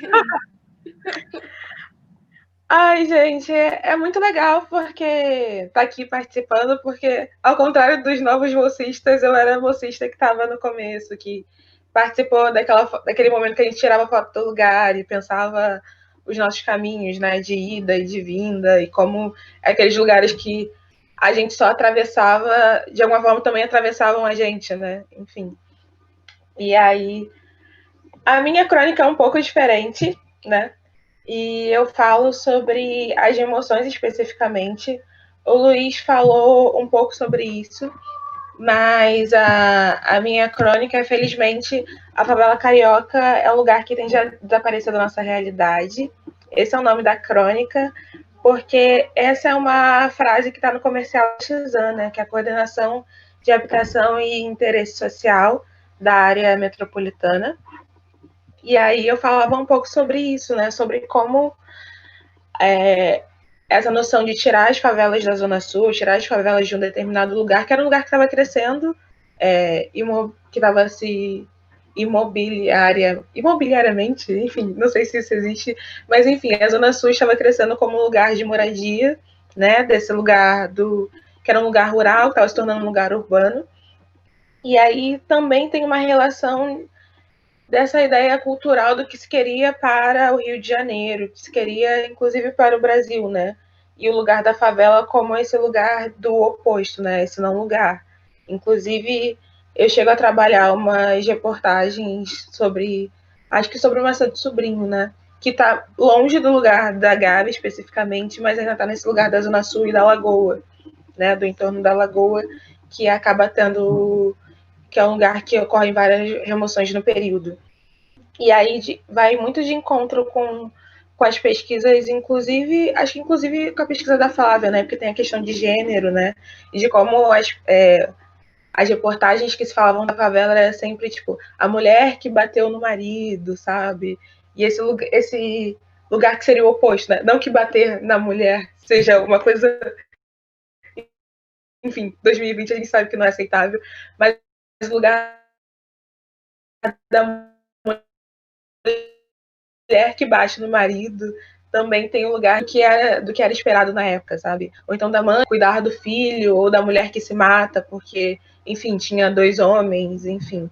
Esse não lugar da favela, né? E como era uma política de Estado acabar com esses lugares, né? Então, nossa, começou o grito aqui. Mas é mais sobre isso, assim. E aí eu também queria dar parabéns para a pesquisa, assim. É muito legal ver as coisas se fechando, né? Eu que estava no começo. Enfim, é isso. Bacana. Obrigada, Daiane. Prazer vê-la aqui de novo. Eu vou abrir, então, um pouquinho. Não sei se vocês querem... alguém quer comentar alguma coisa ou alguma coisa quero. específica. Eu. Maria Anice Balbino, Malice. Fala, querida, pode falar. Oi, gente. Para quem não me conhece, prazer, Maria Anice Balbino. Me formei ano passado. E eu desde o começo, né, das falas de vocês, o meu coração está aqui disparado e querendo muito, primeiro, agradecer mesmo por essa pesquisa, porque eu conheço muitos bolsistas que estão trabalhando sobre os diversos temas. E eu quero levantar uma questão que é como vocês vão atingir o público mais amplamente. E aí eu falo do meu local, que é a Rocinha. Como é que vocês vão atingir os moradores da Rocinha? Por quê? Eu eu percebo que tem o muro invisível, né? Por mais que ainda tem esse muro invisível, os moradores da Rocinha trabalham na Gávea e para a Gávea há anos, mas não se sentem pertencentes a ela. Então, assim, todo mundo desce para trabalhar e volta para suas casas, mas a separação é muito clara. Mas, ao mesmo tempo, se você conversar com algum morador muito antigo, você consegue fazer uma linha histórica muito clara. Eles começam contando do início da República e param até a pandemia. Eu estou trabalhando nesses períodos, né, de pandemia exatamente com o registro de memória sobre Covid na Rocinha. E aí, conversando com os moradores, eles começam da República, basicamente, muitos associaram a questão da pandemia, do Covid, né, como sobreviver com o surto de meningite, que teve em 1970, no período da ditadura militar. Então, assim, essa memória de sobrevivência, né, como sobreviver a um surto, foi muito associado. E fazendo esse trabalho, eu também tive a felicidade de uma das principais indicações para entender e para tentar trazer o público não acadêmico para a questão da importância do registro, foi o texto e a tese da Mariana Costa. Então, assim, eu tive muita felicidade quando me indicaram, né, o texto da Mariana para fazer essa ponte, né, entre o ontem e o hoje. E aí, agora falando para os bolsistas, principalmente, que eu não tive a percepção, demorei muito para entender como fazer, como escrever, até mesmo para a favela, para o público mais amplo. Então, assim, quando eu ia falar com alguém e eu falava sobre memória, todo mundo ficava com medo. Mas se eu falasse a palavra lembrança, as pessoas me contavam a história inteira. Se eu falar para eles que é uma entrevista, ninguém falava comigo. Mas se eu falar, vamos conversar, eu tinha ali toda uma conversa, um diálogo e toda a questão da história oral, né? É muito legal ver sendo traçada. E, calma aí, uma coisa que eu também anotei, que acho que é o André, né, da questão que está trabalhando com o shopping, tinha uma professora no Teresiano, chamada Ana Carolina, não vou lembrar o sobrenome, ela comentou uma vez que a avó dela era uma das donas do terreno que hoje é o Shopping da Gávea. Então, assim, eu também aprendi que é no coletivo. Você não tem registro histórico ou você não tem documento, mas você sabe a pessoa que pode te ajudar. Então, esse coletivo vai se formando e essas teias também. Então, quem sabe, conversando com alguém do Teresiano, eles não possam fazer essa relação para vocês ali da planta ou de alguma coisa que o Teresiano está muito presente, né? E uma coisa também que eu preciso destacar, assim, a Amanda, a gente tem uma conversa muito grande nos bastidores de como levar o PET para fora. E ela, o tempo todo, ela ressalta a importância das redes. Então, assim, eu vi o folder, né, do PET, também me interessei. Então, assim, continuem nas redes, continuem compartilhando, continuem né, sabe, tentando atingir, porque tá chegando e fazer essa conexão tá muito legal. Eu acho que basicamente é isso. Então, beijo, morrendo de saudade de todos. Obrigada, Maria Alice, muito, muito legal, ótimos pontos. Eu acho que eu vou passar a palavra, então, e aí a gente fecha, assim, juntando as perguntas, tá? E a gente amarra. Aí eu não sei a ordem, eu tenho o Adriano, e o Massal, e Leonardo, que me pediu aqui para falar aqui também no chat, e a Mariana. Massal acho que não, né? Então, e Maísa. Então, posso passar para o Adriano? Pode ser? Adriano, que já nos veremos em breve. Exatamente, não vou me estender para não atrapalhar a senhora de almoçar. Tenho certeza, falando dos professores, me senti até um pouco invasor, mas enfim, eu vou ser rápido e trazer um pouco de história oral, porque os colegas, primeiro, parabenizar, primeira vez que eu tenho contato com esse trabalho e fiquei realmente muito empolgado, parabéns aos colegas, é um trabalho formidável. Trazer um pouco de história oral, que vai levantar uma questão que pode ser interessante no trabalho de vocês. A família da minha mãe residia no Morro da Catacumba, quando da remoção. E aí eles conseguiram, por sorte, ganhar, né, o direito de ir para um conjunto habitacional na região da Estrada do Quitungo, ali próximo da Penha. O colega que é da Penha possivelmente pode conhecer ali uma área próxima, mas o detalhe disso é que esses conjuntos habitacionais, eu cresci em um também, no determinado momento da minha infância, eles são muito pequenos, são prédios de 4 andares com 4 apartamentos por andar, ou seja, para esse tipo de conjunto dar vazão a toda uma comunidade removida é totalmente irrisório. Mas o detalhe é história oral, eu nunca investiguei isso a fundo, mas o detalhe que chegou a mim por história oral por meio da minha família é que o meu avô só conseguiu a adesão a esse programa habitacional porque ele fez como é que eu posso te falar um termo que não seja chulo? Ele fez uma manobra, entendeu?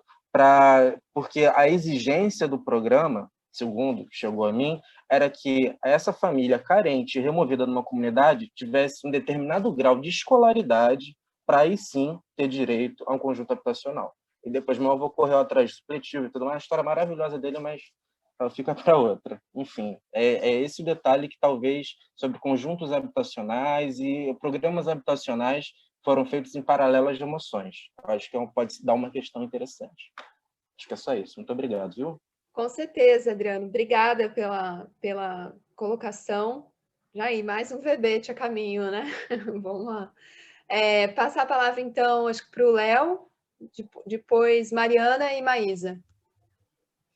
Obrigado. Bom, na verdade, muito rapidamente, eu quero de novo parabenizar todos os pesquisadores do PET pelo projeto. Eu gosto especialmente desse projeto dos lugares da Gávea, porque nós costumamos pensar a formação do historiador e o destino do historiador formado somente pela sala de aula. E o que vocês estão fazendo é um projeto de extensão que aponta para outras áreas possíveis de trabalho profissional para historiadores, nesse momento de regulamentação da profissão, é um espaço que cada vez mais tem que ser ocupado. Os dilemas que a gente vive atualmente mostram também a importância dos historiadores que vêm do mundo acadêmico trabalhar no campo da história pública, e isso vocês estão começando a fazer e muito bem. Por isso, a minha questão vai na direção do que a Maria Alice colocou. Fiquei feliz da Maria Alice ter falado antes de mim, que é em que medida esse projeto pode dar margem a um passo seguinte, que é o do contato com os moradores. É que resultar disso um produto, né, palavra que está na moda, para um produto que dê um pouco o espaço do contato com os moradores.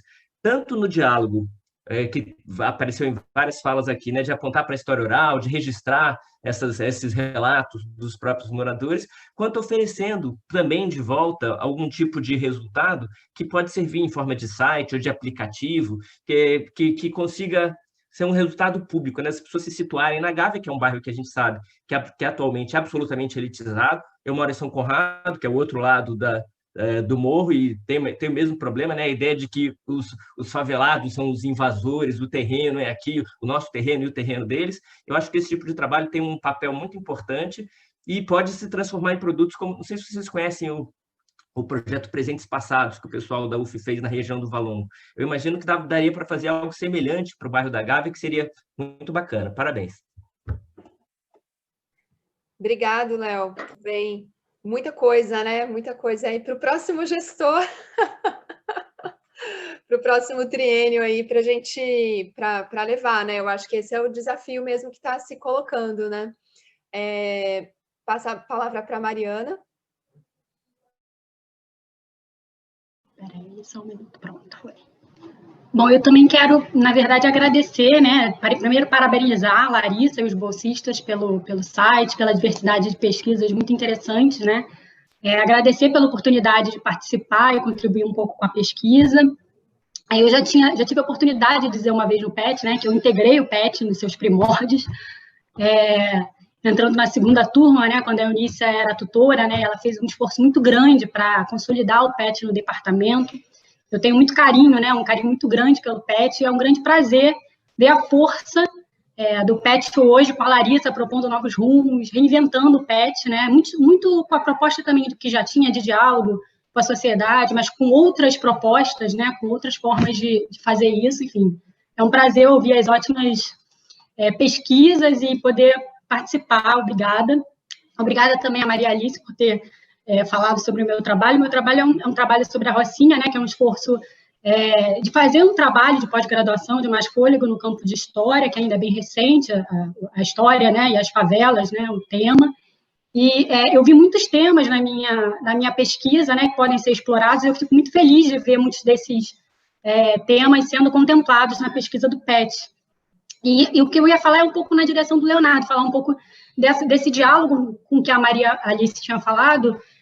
Existem algumas organizações, como o Museu Sankofa, que tenta fazer esses, que provavelmente vocês já conhecem, porque a Guida conhece também, enfim, já fizeram a exposição no Solar, né? Eu acho que pode também render uma parceria legal, eu também tenho um contato com eles, se vocês quiserem, eles tentam reunir depoimentos orais, fontes, eu acho que pode ser uma parceria legal para construir conhecimento social, né, compartilhado, com rigor acadêmico, mas de uma forma mais compartilhada socialmente. Eles têm um trabalho legal na Rocinha que talvez possa ser Tem também o Vidigal, que deve ter também algo semelhante, que talvez, não sei, tem pessoas na PUC que moram lá, né, o Ruperval mora, ai meu Deus, esqueci o nome dela. Ai meu Deus, que foi orientanda do Diego também, enfim, Aline. Então, enfim, eu acho que tem vários caminhos aí que podem ajudar. Obrigada. Bacana, vou precisar de toda ajuda aí, todas as dicas. Maísa? Para vocês. Eu queria dizer para todos, né, para a Larissa e para vocês, que eu fiquei muito emocionada, até por tudo, né, porque eu acho que parabenizar vocês todos mesmo, né, a Larissa primeiro, assim, pelo trabalho super competente, consistente, e pela paixão, né, que está na cara dela, no olho dela que brilha, quando ela fala do PET. E foi bonito quando eu estava falando que a Larissa assumiu a coordenação da graduação. Eu falei, Larissa, e o PET? O que você vai fazer? Como é que você vai dar conta? Ela falou, mas eu não largo o PET de jeito nenhum, eu quero acabar e tudo. Então, assim, eu acho que está visível, né, no trabalho de vocês, essa paixão, esse amor que ela tem, né? E parabenizar todos vocês, né? A apresentação foi super bacana, né? O trabalho de vocês está sensacional, né? Acho que é mais do que importante, concordo com tudo que o Léo falou, né? Que bacana que é a gente poder estar em contato com a comunidade que a gente está ali, que a gente se localiza, e ampliar esse contato, como a Maria Alice falou, e a Mariana, né? A Maria Alice tem aquele projeto dela lá na Rocinha de escrever, né? Quer dizer, tem um monte de possibilidades. Então, é isso, dizer que eu estou muito feliz. Parabéns para todos vocês mesmo, viu? É um super trabalho. Contato com a Gabi, com o Massal, né? Com todo mundo que está com a Guida, né? Agradecer a Guida, agradecer todo mundo que está envolvido, né? Então, só mesmo muita alegria. Parabéns, gente. Obrigada, Maísa. Eu fico toda boba. Passar para a Dani, então, também, que está com a mão levantada, e aí a gente encerra.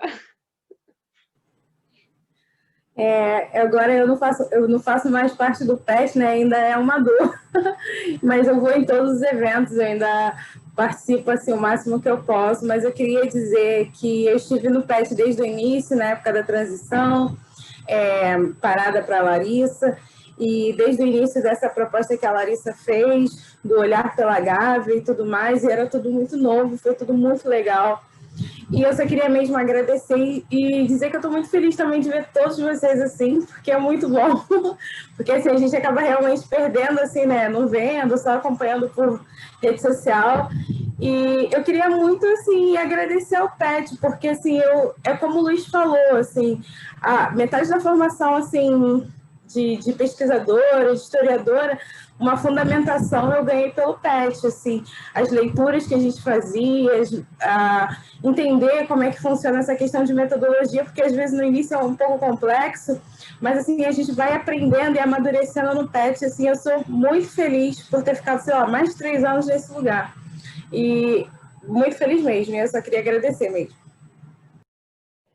Obrigada, Dani. Dani é de casa, né? Já sempre, vai estar sempre aí com a gente. Só acho que pegando, né, um pouco dos comentários, eu acho que essa questão de pensar a Gávea e o seu entorno, ela sempre foi uma questão sensível para nós, né? Desde o início, justamente pelo caráter que hoje o bairro tem, né? Um bairro mais elitizado. A nossa preocupação era justamente transcender essa ideia, né? E justamente buscar uma outra Gávea. Então, essa relação com a Rocinha, principalmente, né? Então, trazer essas emoções e a relação com a Rocinha é fundamental para a gente, né? E aí eu acho que a gente agora caminha 3 anos, né, de projeto, eu acho que a gente está caminhando aí para uma outra etapa, e eu espero que esse projeto de verdade continue, né, com o final da minha gestão, que vai ser em maio de 2021, que a gente parta para uma etapa agora de pensar a história pública de uma forma mais ampla, né? Inclusive, eu acho que a gente está caminhando agora para juntar outros projetos, enfim, de pensar a nossa inserção no departamento, na PUC, em outros termos, né, agora. E aí, essa contato com a Rocinha, essa pergunta, né, da Maria Alice, eu acho que ela vai nos perseguir aí, vai nos levar para uma outra etapa do projeto, que é como é que a gente chega agora nos moradores e transforma o nosso projeto de fato, né, para além das escolas, mas num projeto que tem o que dizer para os nossos moradores, né? E aí eu vejo todas essas parcerias que a Mariana e a Maria Alice também colocaram, essa ideia de um aplicativo, me parece muito bacana. Acho que a gente agora precisa alçar, né? Agora colocar essas novas metas. Esse triênio realmente foi para concretizar o projeto, e eu entendo que essa data aqui hoje, esse Histórias Cestas, ele simboliza, né, a concretização, de fato, a efetivação. E aí a gente se preparar para essa próxima etapa, a abarcar a história oral. Então, começar a fazer esses depoimentos, e isso vai requerer toda uma reflexão, né, sobre o método da história oral, para envolver nossos bolsistas, até que eles cheguem no ponto de se sentir seguros de fazer as entrevistas. Então, acho que esse é o próximo passo, e vida longa aí para o nosso projeto, né? Eu acho que esse projeto ele faz a gente pensar o que a nossa função, né, um pouco da universidade, né? Quando a gente olha para a nossa universidade de dentro para fora, né, de fora para dentro. Então, acho que de fato, ele faz ele gera essa reflexão, e é isso. Vamos pensar aí agora nessas parcerias e novas formas de atingir esse público. Obrigada, gente. Obrigada por tudo. Foi muito bom. Estou muito feliz. Muito legal. Acho que imagino aqui que eu posso falar tranquilamente em nome dos nossos bolsistas. Também agradecer por todo o apoio e pela participação. Foi muito legal. Obrigada. Até a próxima. Até o próximo encontro aí do nosso Histórias Cestas. Mas você quer falar alguma coisa? Algum recado? Alguma coisa? Não? Então tá. Então, bora, gente. Daqui a meia hora eu estou em sala de aula, né, Léo? Falei que eu ia lembrar de você, todo esse horário aí. Tchau.